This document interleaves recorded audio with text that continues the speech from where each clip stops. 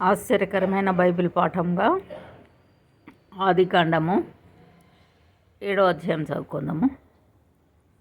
యెహోవా, ఈ తరము వారిలో నీవే నా ఎదుట నీతిమంతుడవై ఉండుట చూచితిని గనుక నీవును నీ ఇంటివారును ఓడలో ప్రవేశించుడి.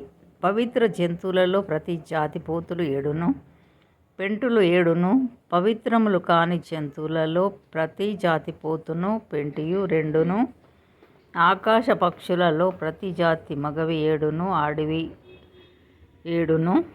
నీవు భూమి అంతటి మీద సంతతిని జీవముతో కాపాడినట్లు నీ యొద్ద ఉంచుకొనుము.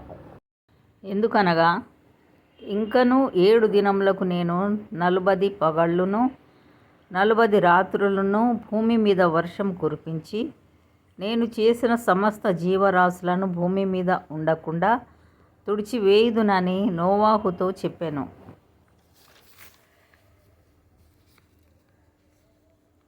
తనకు యెహోవా ఆజ్ఞాపించిన ప్రకారం నోవాహు యావత్తు చేశాను.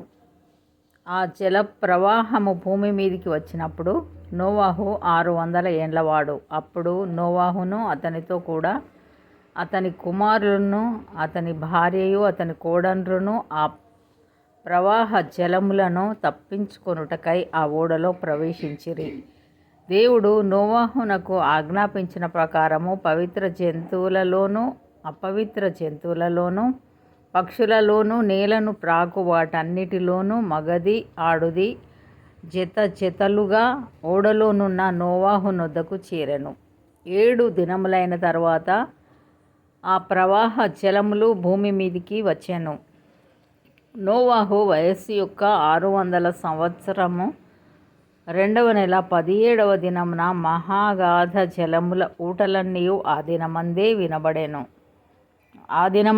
విడబడెను. ఆకాశపు తూములు విప్పబడెను. 40 పగళ్ళును 40 రాత్రులను ప్రచండ వర్షము భూమి మీద కురిసెను.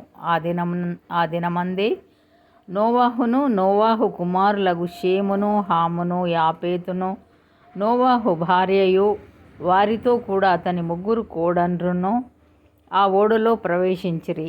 వీరే కాదు, ఆయా జాతుల ప్రకారము ప్రతి మృగమును, ఆయా జాతుల ప్రకారము ప్రతి పశువును, ఆయా జాతుల ప్రకారము నేల మీద ప్రాకు ప్రతి పురుగును, ఆయా జాతుల ప్రకారము ప్రతి పక్షియు, నానా విధములైన రెక్కలు గల ప్రతి పిట్టయు ప్రవేశించెను.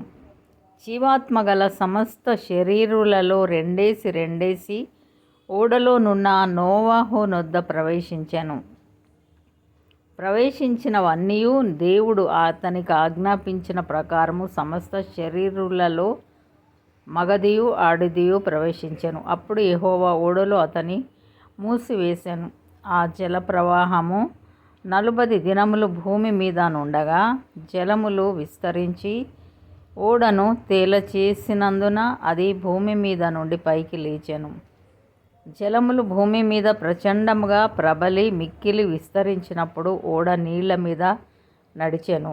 ఆ ప్రచండ జలములు భూమి మీద అత్యధికముగా ప్రబలినందున ఆకాశమంతటి క్రిందనున్న గొప్ప పర్వతములన్నీయు మునిగిపోయెను. 15 మూరల ఎత్తున నీళ్లు ప్రచండముగా ప్రబలెను గనుక పర్వతములను మునిగిపోయెను. అప్పుడు పక్షులేమి, పశువులేమి, మృగములేమి, భూమి మీద ప్రాకు పురుగులేమి, భూమి మీద సంచరించు సమస్త శరీరులేమి, సమస్త నరులేమి చచ్చిపోయిరి.